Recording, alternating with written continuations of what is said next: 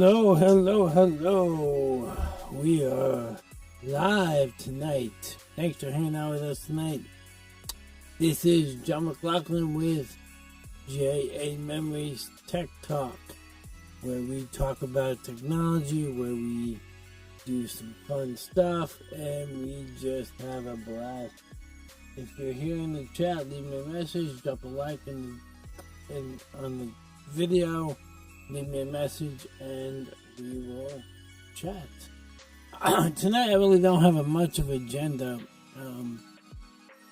We've been talking about lighting, we've been talking about some stuff that we do here, and really, lighting is one of those things that you can expand upon and go into all kinds of equipment, and lighting is just one of those areas that expound. You have your own science when it comes to lighting, the lighting design. And one of the things I would like to do is take a moment to appreciate the people who spend an eternity working on lighting. Lighting is the beauty of what makes an event stand out.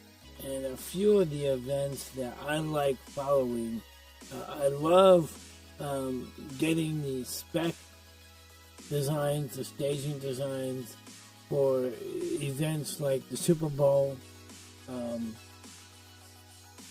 I actually, in my email, every Monday after the Super Bowl, will get an email where News Brief will have a article where they're talking about the designs and what it took to put the Super Bowl halftime show together, because it takes a lot of planning, a lot of time, and a lot of energy to put one of those shows on. Everything from the technical directors, the lighting designers, the planning committees, and even the talent, whoever the talent will be that year, have to spend time in the arena to perfect their art. And we see a 5 to 7, maybe 9-minute show, but they have spent hours, days, months in the planning stages and stuff like that. The other show I really like following up with is, and you may not know the name of it, but it's called Eurovision. If you ever get an opportunity to look up Eurovision, and I was pointed to Eurovision several years ago by one of my coworkers, and one of the things about Eurovision is, first off, it's an event that is typically around April, May, but the people that come in and light that and set that up and do the set design and all of that, they'll get to Eurovision, wherever that city is in Europe, and they will get in and start setting up the beginning of the year. Planning has happened basically from the beginning, the end of last year's Eurovision. They'll start planning this year's Eurovision. The designs, the figuring out the acts and all of that stuff. But the talent is that it gets done in extraordinary time, and they'll spend months in the arena setting up Eurovision, and those are the things that I like to look at. Jeff is saying late to the party. Sorry, no worries, Jeff. Appreciate you being here. Thank you for hanging out with us tonight. We're just hanging out. We're just having a little bit of fun. Let me know if everything sounds good. Everything is moving along fairly well. So, just so you know, last week we were not on. Had some family issues going on, so I chose it was best not to put extra stress on anything by trying to make the live stream last week. So we didn't do a live show last week, but that's okay. And yeah. So Amateur Radio Net went long. I called it tonight. Oh, that's exciting. Jeff is doing ham radio stuff, so he's doing his show. So glad everything went well, and thanks for going here. And sounds good. Good. I'm glad it sounds good.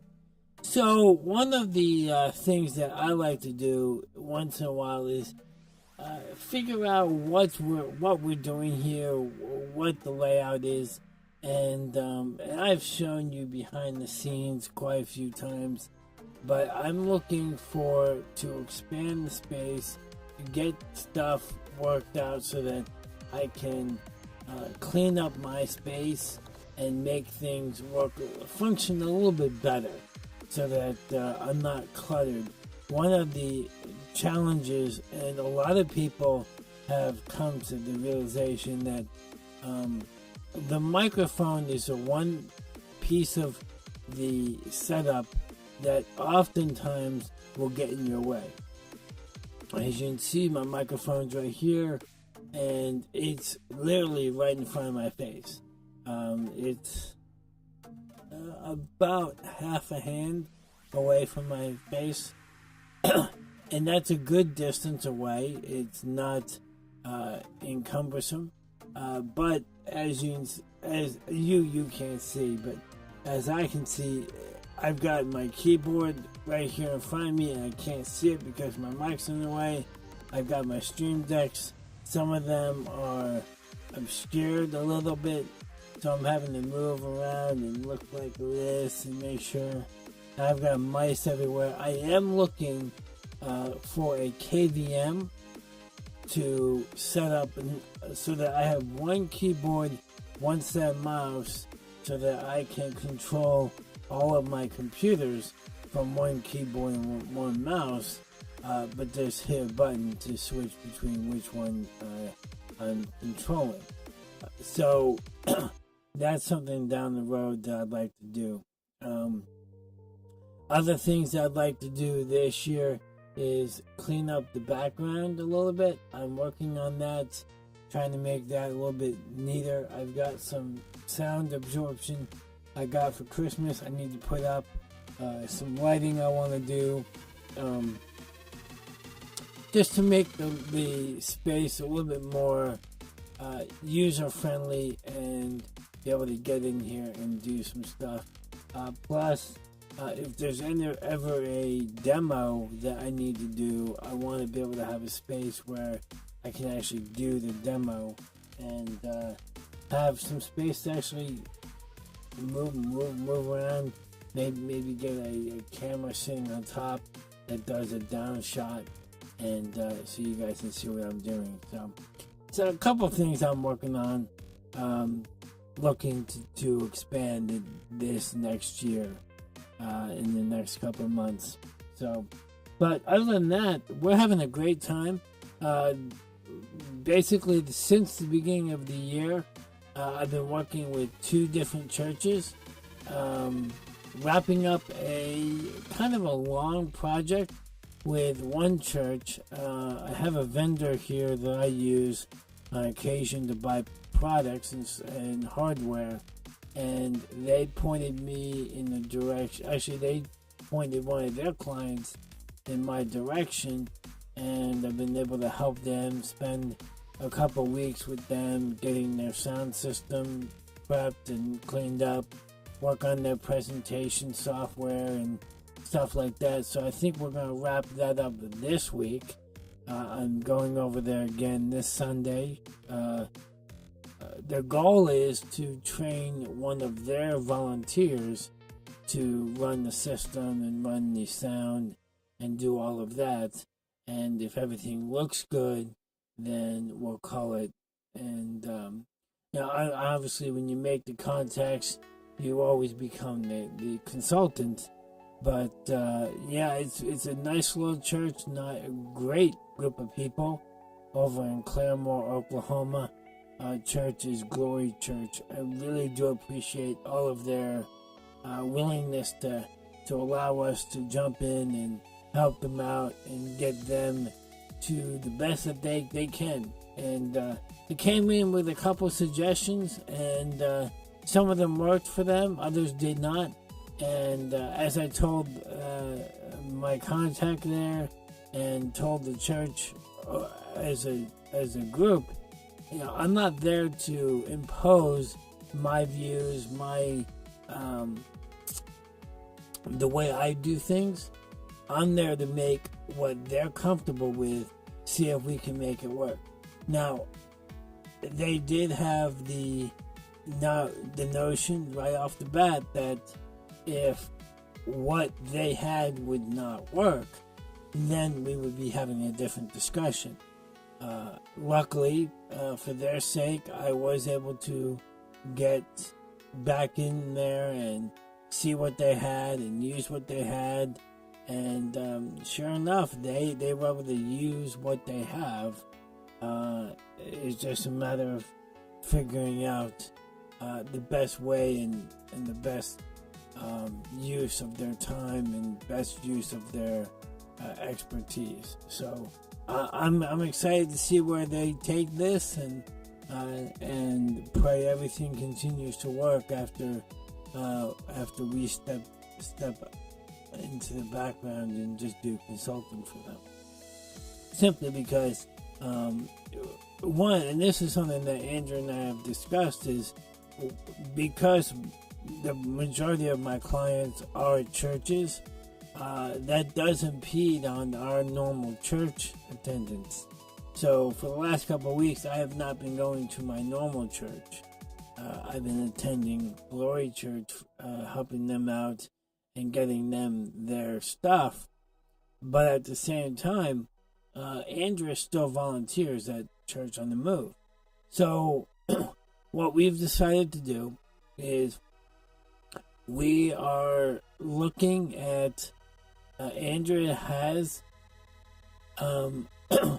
gone and is going to start, actually this week, start volunteering Saturday night. That way, that opens up me if a church needs some help and I need to go in and help them out and get them trained on whatever I'm doing, whether it's sound, video production, lighting, whatever it may be. I have Sunday available, and either Andrew and the kids can come and help me out or just hang out, or Andrew can stay home with the kids so that I can do my job. So some churches are very open to allowing my family to come. Others are not, due to the fact that it's a little bit larger church, and I've got to focus. And it really comes down to, can I do my job with my family there?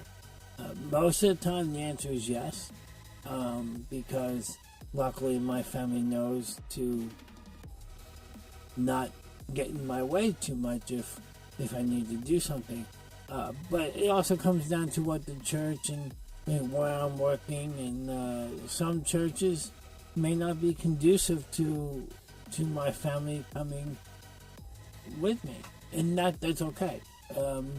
Because at the end of the day, it is a business. I am there to provide a service, and I've got to do it to the best of my ability, without being distracted by, even if it is my family. So, and that's just the philosophy of JAmemories, is we provide the tools needed to help people succeed, whatever way that looks.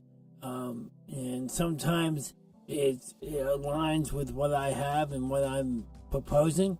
Other times, I've got to figure out a way to make what they have work.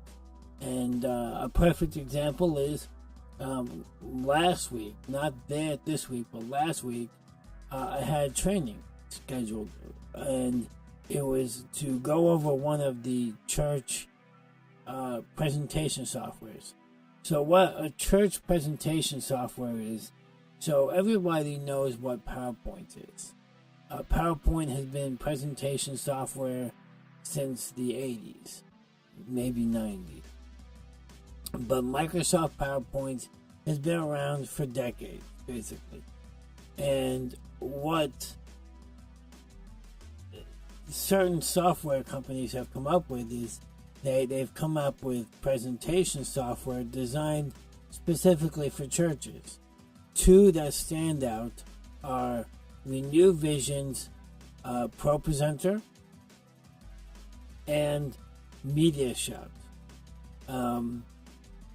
Those are two of the biggest in the space of church presentation software. Now, there are others out there. I can think of one specifically. Easy Worship is another one. Well, I use, in my daily work at the ministry and in my personal life, I use MediaShout. That is my go-to presentation software. I've been using MediaShout since version 3.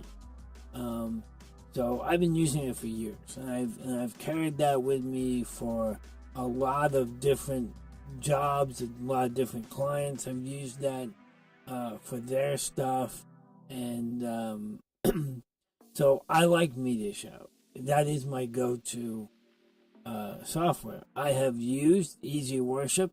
That I would have to say is my least favorite of the three. And then ProPresenter is one I honestly, we use it for graphics for our show. We use it for even the lower thirds in our live productions at the ministry. We use ProPresenter because it works well. So that is one thing that I do like, is the fact that if you've got the right card configuration, you can make ProPresenter work very easily for a graphic CG. So that is something that we do for our live shows. But so when I was talking with this church and they were looking, I ran their service. I ran their service the first Sunday, and it was very clunky. They were using PowerPoint, and they the way they do their service is it just wasn't working, and I tried my best to make it work, but there was time and time again we were running into problems, and so I suggested we try MediaShout. So over the next 2 weeks, they looked at it, downloaded the software, played with the software, and the second week, after running the PowerPoint presentation, the way they built this presentation software, they said, okay, let's set up a training to do MediaShout. And so I signed up, I linked up with them on Zoom, and sure enough, Monday night, just confirming that, hey, we're going to do a training for Tuesday on MediaShout. And they quickly responded, they're happy to do the training on the MediaShout, but after messing around with MediaShout a little bit and working with PowerPoint, they would like to know if it's possible to do what I am suggesting, just keep using PowerPoint. So, because I don't like just telling people what they should do and how to do things, I said that's fine. And this is Monday night, so I basically took Monday night, late night, and built a PowerPoint presentation, worked with the videos that they use, worked with their slides, worked with their graphics, and put together a slide, a show that basically answers their problems, solves the clunkiness of the presentation software, and made it work. Now, I'll be honest with you, I have not used PowerPoint because I've used MediaShout so much over the years for everything church and church-wise and not. I have not used PowerPoint since they have upgraded the interface. So I had to clunk around, look at a couple of videos online to just figure out a couple of the key functions.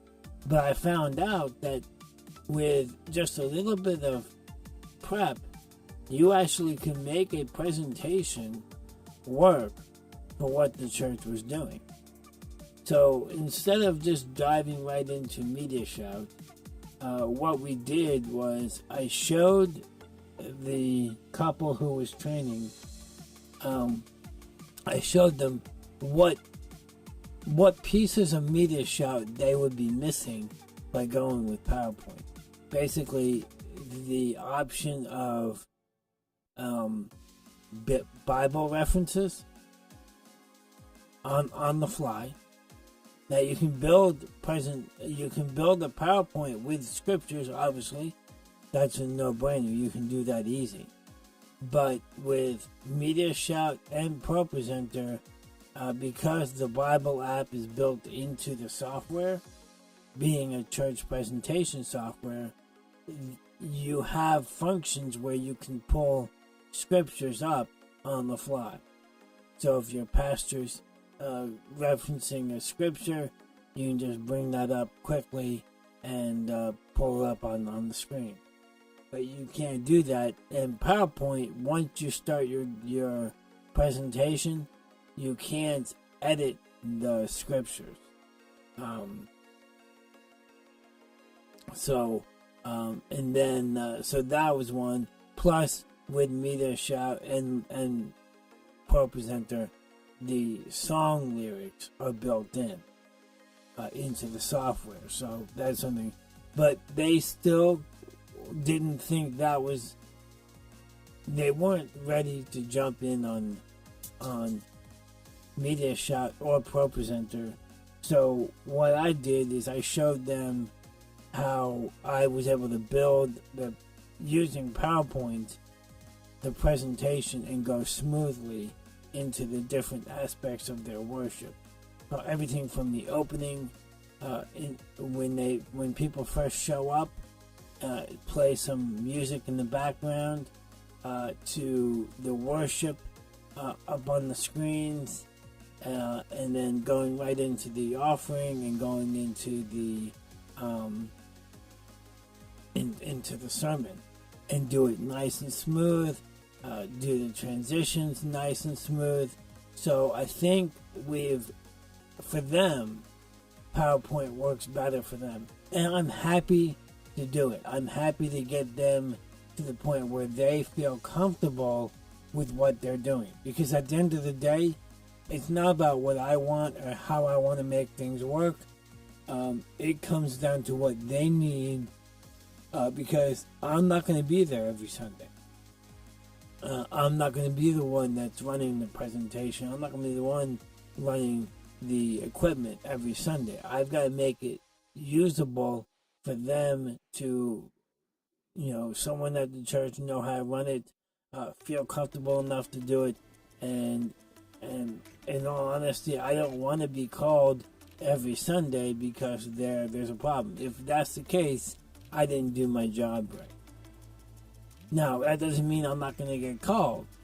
That doesn't even mean I'm not going to be called the first Sunday I'm not there.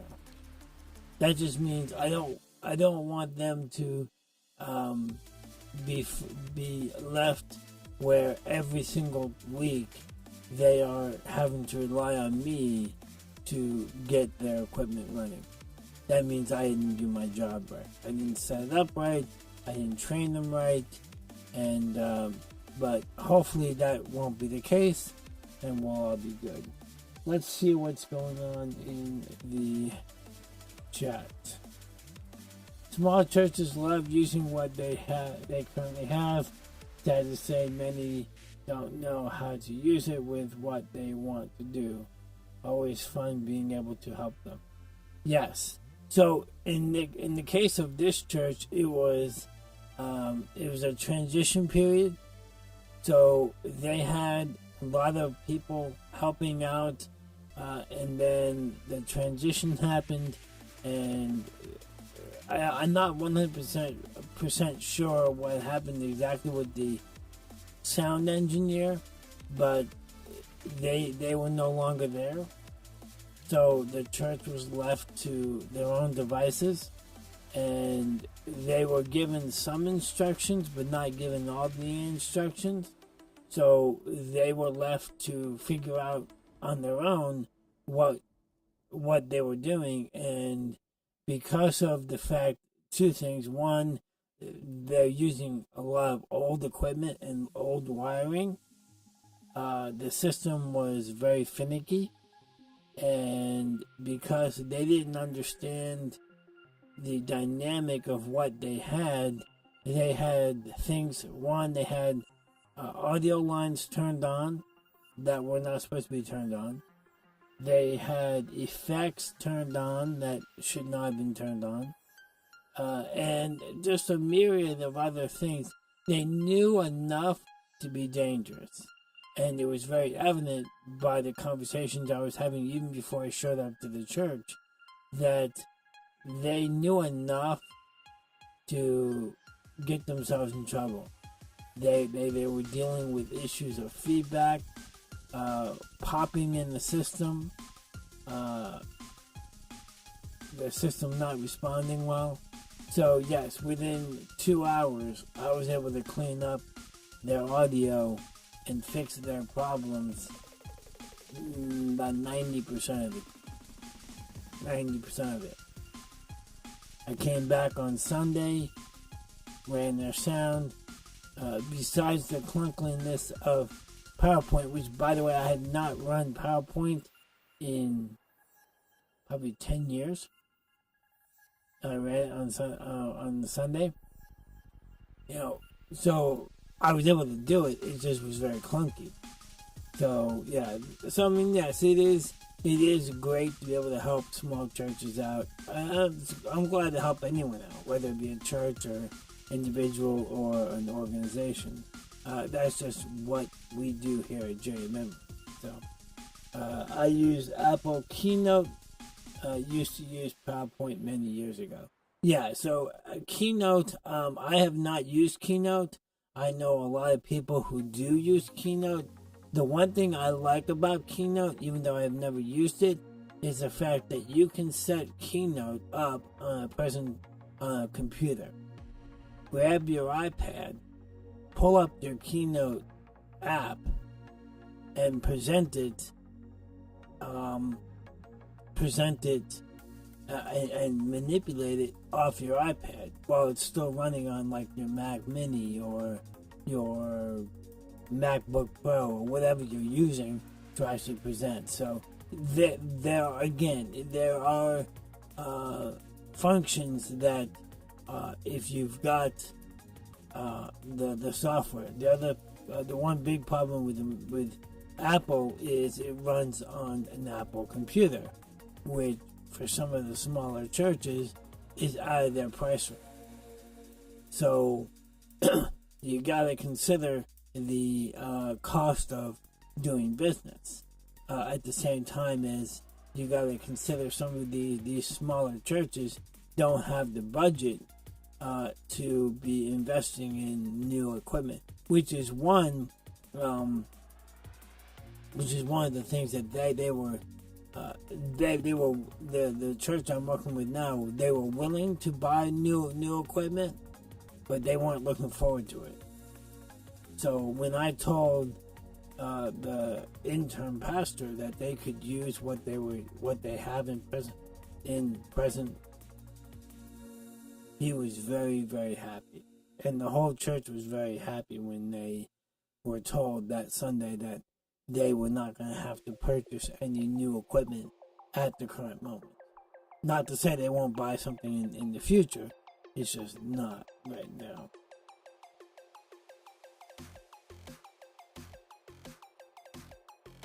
So many have effects on and have no clue where the problem is.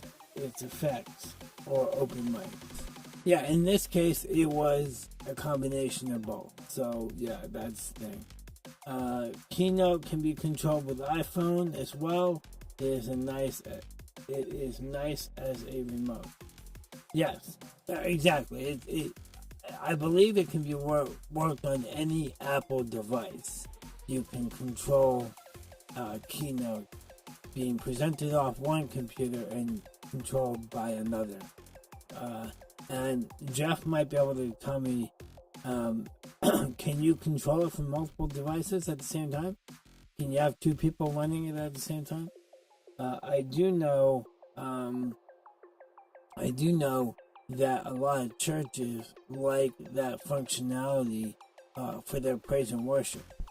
Jeff says correct. So I know a lot of churches like doing that. They have one main computer with the words of the song, and the worship team is all have their iPads. Instead of sheet music nowadays, they have an iPad in front of them, and it sits right where the music would be, right? And so someone in the back of the booth, sound booth, is running the presentation software, the words, so they're able to see the notes and the keys and all in the arrangement. I've not seen that live, but I know some churches that do that.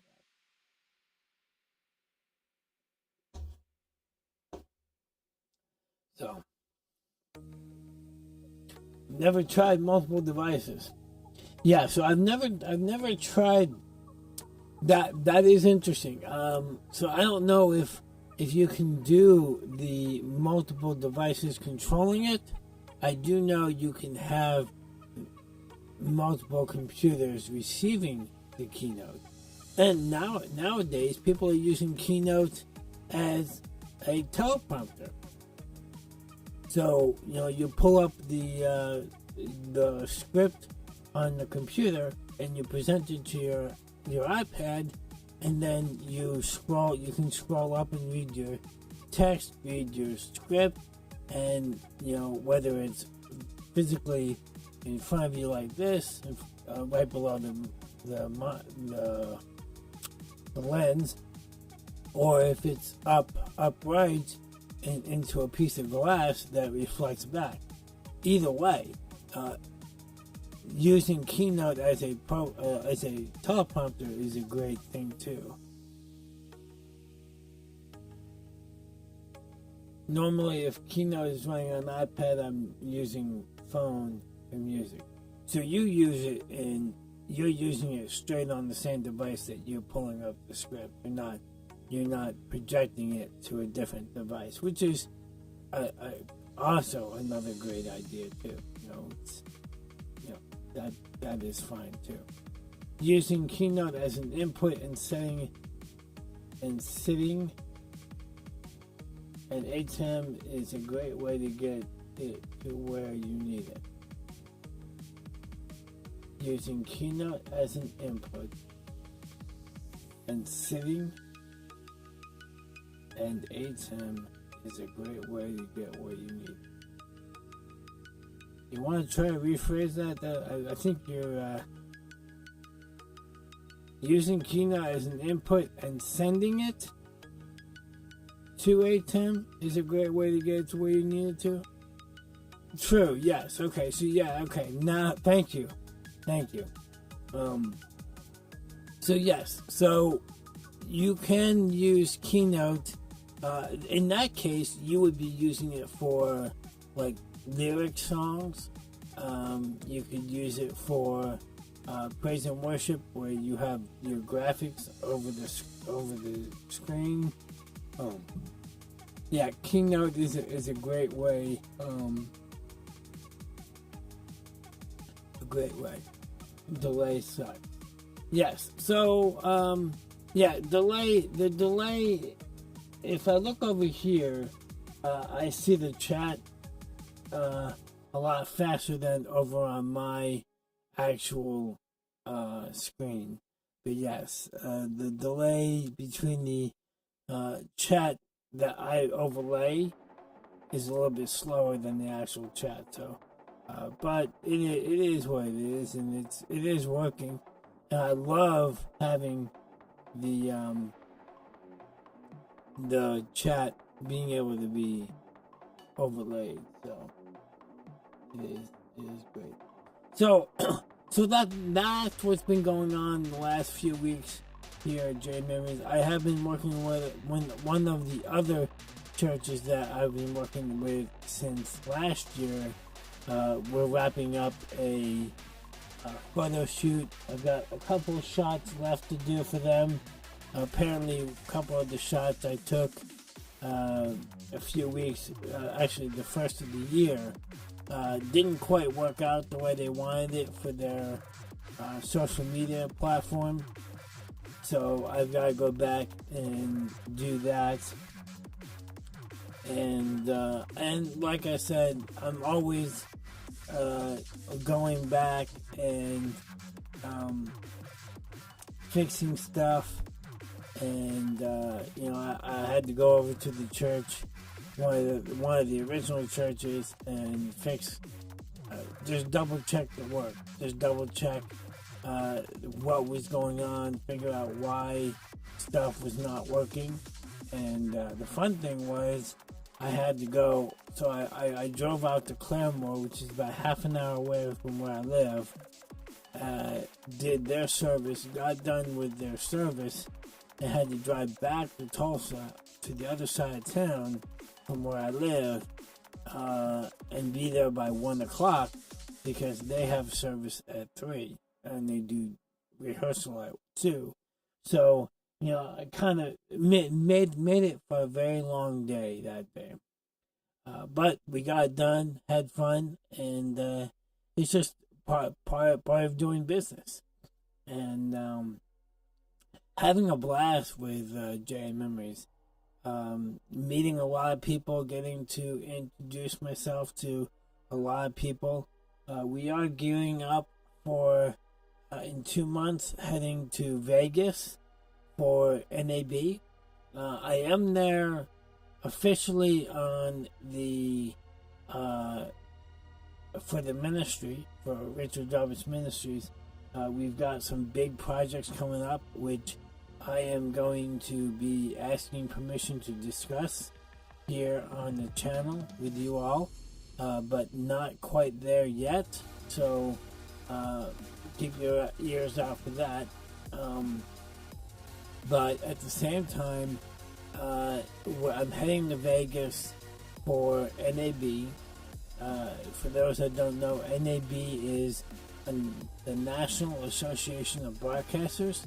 They do a big show every year in Vegas. They do the radio show in New York in the fall, but the big broadcasters show is in April. They've been doing it for years, and I think the only year they did not do one was 2020, which is pretty understandable since the pandemic hit right basically a month before the big show. So that was a big disappointment. But so yeah, we're heading back out to Vegas for that. I am going to take the family, so we will make a family vacation out of it after the show. But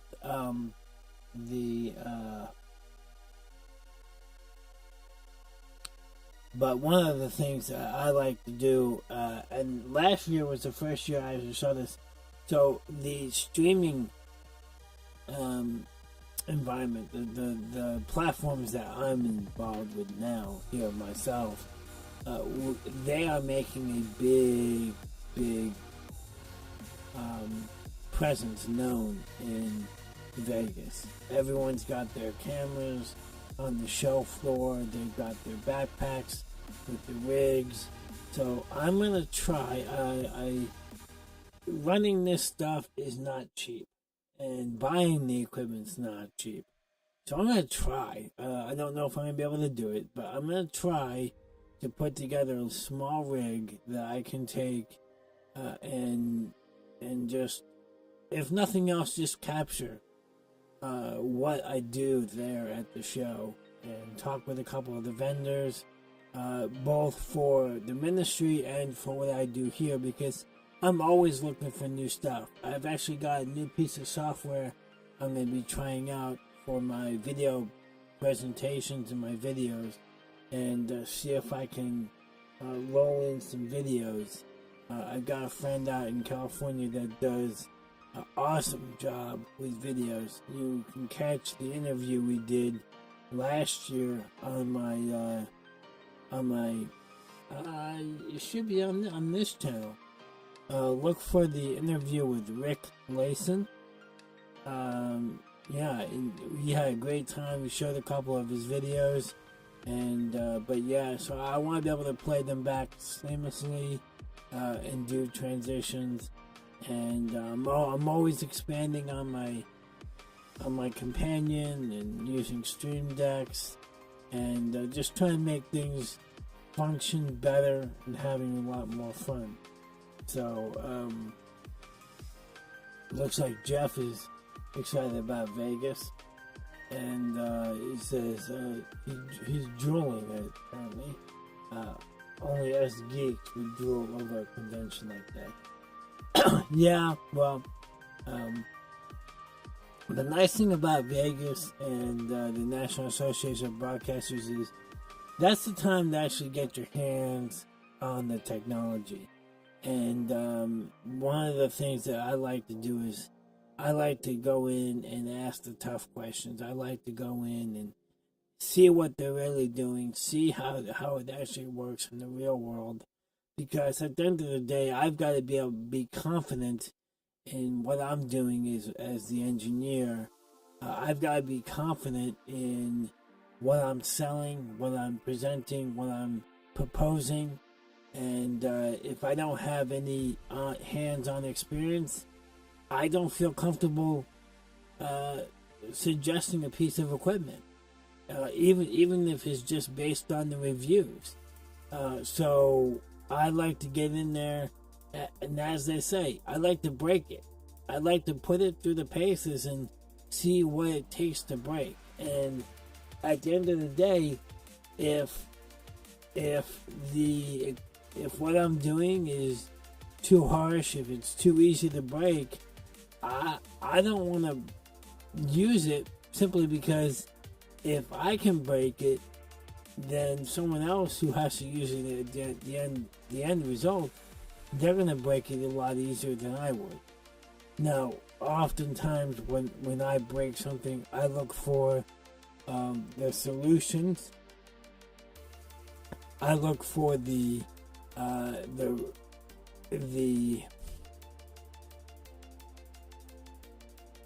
I look for, I guess solutions is really I look for the solutions, how to fix it, the workarounds, the ways to overcome what's breaking the system, if it can't be fixed. Obviously, I'm going to go back to the vendor and go, hey, this is what's happening. And oftentimes sometimes it's an oversight of the company. And I do love companies that will take the advice of their customers, run with it, and fix the problems that come up. Because, a lot of times companies come up with a product and they have a vision and they have a use for that product. But that when the customers actually get it, they're using it in different ways. So that's one reason I like going to conventions like that, because I get to see it in plain sight. I get to sit down and talk with oftentimes at NAB, you'll get to talk to the engineers who built the stupid thing. Whether it be a camera, a deck, a piece of software.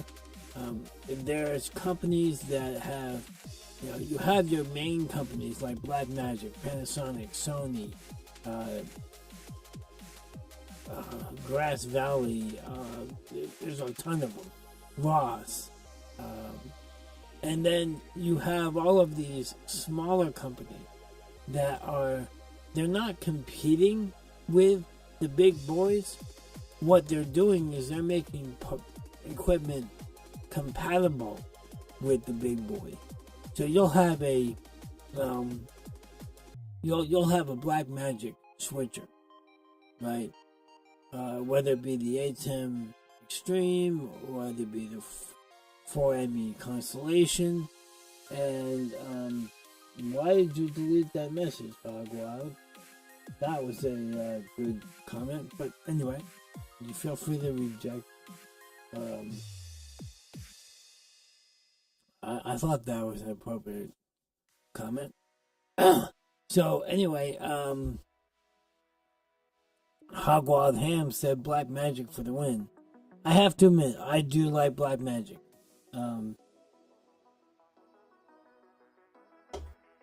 Blackmagic is one of the first companies that I will look at for a piece of equipment. Doesn't mean I'm gonna buy it every time. No, but I am gonna consider it first. The other thing, but as I was saying, there's other companies, third-party companies, that are building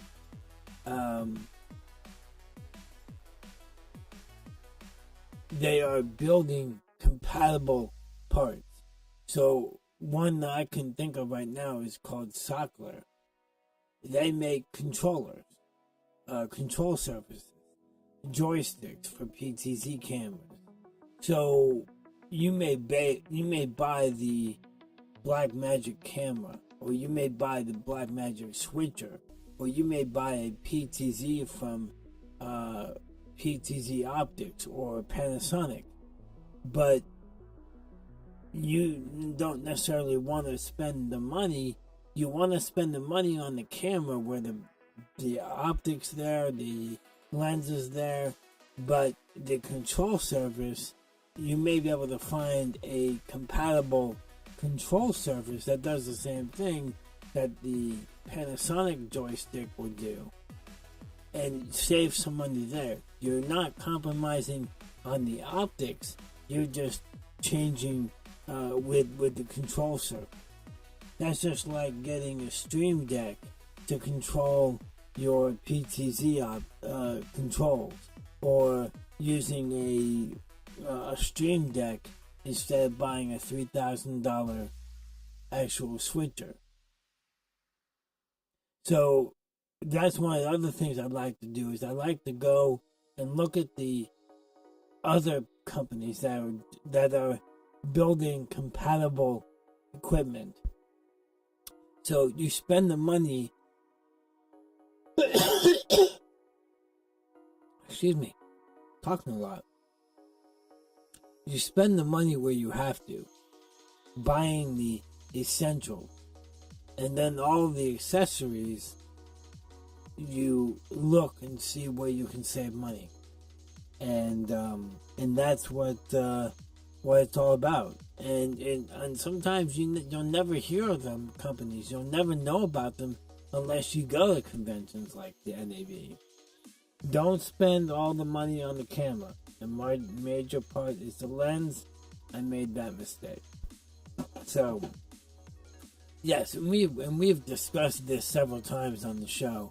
The lens, you're going to spend most likely double the cost of the camera on the lens itself.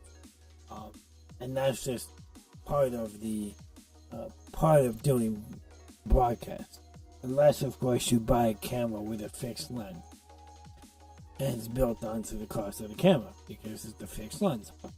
But one thing to keep in mind is, on any interchangeable lens system, you can always upgrade later on.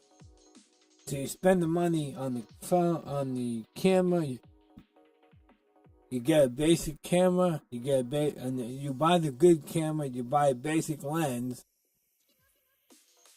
And I've actually heard there's people who bought when the HD cameras first came out in the broadcast world. So on a broadcast camera, a standard broadcast camera, the lens is a B4 mount lens. That is typically an ENG style lens, interchangeable, and and what the broadcast world came out with was one universal mount called the B4 mount. And whether it was a JVC lens, a Canon lens, I think there's a few other players in the world of lenses that do a B4 mount lens. It didn't matter.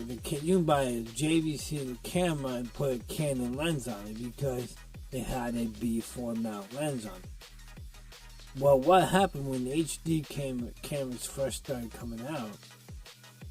People were not too sure if it was really going to work. So what a lot of the smaller broadcast stations did is they took they bought the camera, the HD camera, took their SD lenses that were on the old cameras and put them on the HD HD body. Yeah, the HD body, but you had an SD lens. Now, quickly came to realization that you didn't get as good quality that way. You lost resolution that way, even though you were still pushing HD resolution. The quality wasn't where they really wanted, but it was a way for smaller independent stations and smaller independent broadcasters to optimize their budget by reusing some of their older lenses instead of just going out and buying a new body and a new lens. And then down the road, they upgraded the lens, so it was a two-purchase thing. You bought the camera first, used the lenses you had, and then went down the road, and after a while, then you upgraded your lens and got the quality there. So, and then again, depending on what application, you start out with one lens, and then you find out, well, I need to do a longer throw, so I need to get a different lens. Oh, I need lower light, I need to buy a different lens. So you're not buying everything at once. Like when we bought our HD cameras, we went and bought cameras and lenses. But we bought all four the same camera and all four the same lens. Within 6 months to a year, we realized the application for our jib warranted a wider lens. So what did we do?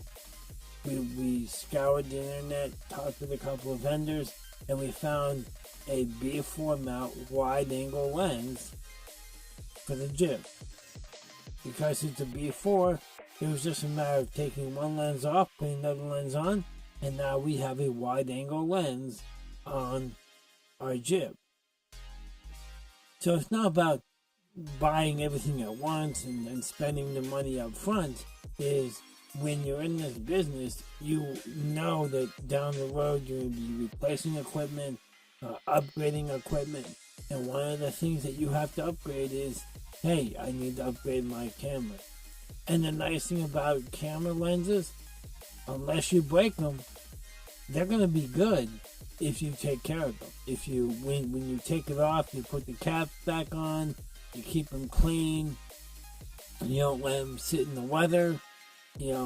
If you do that, then they're going to last you for years to come. So even if you do upgrade your lenses, don't throw them away, because you never know when you'll need them again, or when the opportunity will present itself for you to use it again. So I honestly don't think it's a loss when you buy. You might buy a little bit cheaper up front because that's all you can afford. Just consider the fact when you do have the money and you do have the application to use it, that you're going to do that. Treat any equipment correctly and they will last. Treat it badly and you will be buying a lot. That is true to a point. Obviously, in life, and this is a life lesson, not just broadcast, but if you treat anything right, it will last you. Now, when it comes to equipment, there is a lifespan. Equipment does have a lifespan. And a lot of times that lifespan is subject to the manufacturer's ability to keep the equipment up and running. And in today's society, equipment's not made the same way it was made 20, 30, 40, 50 years ago. You know, when we used our original B4, I think it was an Ikegami camera. That thing lasted, I want to say, 30 years before we finally put it to bed. And it lasted 10 years after the manufacturer said, we're no longer going to be supporting it.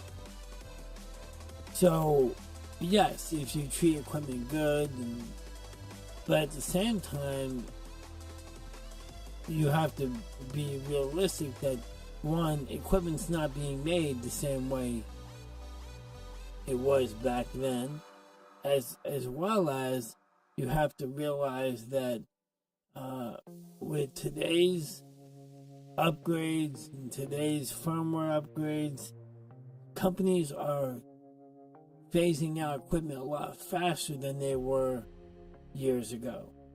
You know, they're not mass producing new versions of the equipment. So, yes, if you treat your equipment correctly, it will last you. Just sometimes it will last you beyond the life of the equipment.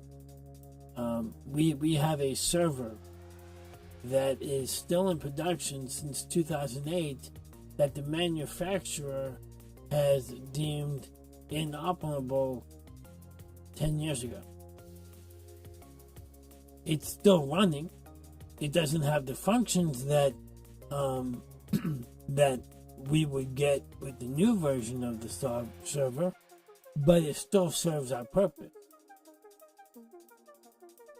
And that sometimes it's just a matter of figuring out what's going to work for you. Again, it comes down to budgetary reasons, and sometimes it's simply, you know, sometimes you can't you can't help but have to upgrade more often. But lenses are one of those things, just like cables. Cables, unless it's a cable that is specific for a piece of equipment, a cable is going to last you forever. As long as it's a unit, like a BNC cable is going to work for BNC applications forever. USB, that's not going to last you forever. It'll last you in the piece of equipment you have, but USB is one of those technologies that is changing on a consistent basis. So I agree, treat any equipment correctly and they will last you. It didn't pull up. Oh, why didn't it pull up?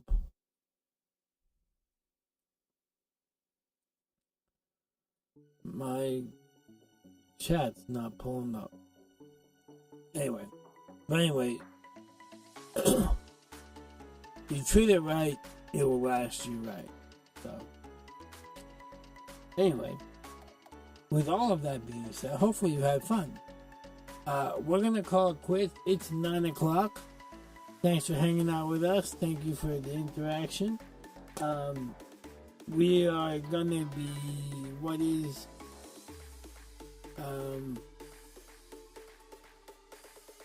now what's showing up? I agree with that statement. I was back with the statement about would you buy Black Magic every time, and the answer is no. Treat any equipment correctly and they will last. Treat it badly and you will be buying a lot. That is true in principle, but sometimes you're forced to buy new stuff whether you want to or not, simply because the manufacturer phases something out that you can't use. Yes, that was with the Black Magic. Yes, I figured. I didn't click on it before, but I was clicking around because it wasn't pulling up correctly. So I love software, but as they all say, beggars can't be choosers. I'm using a free plugin, so I can go and talk with the manufacturer. I do know the person who built the app that I'm using. So, but all right. We are having a great evening, great time. Have a great week. Have a wonderful weekend, and we will see you next week.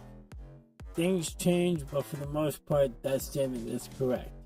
Yes. In the olden days, before we jump off, in the olden days, you never had to force an update. You never had to update your stuff. And that was one way that you could make something last forever, is simply not update it.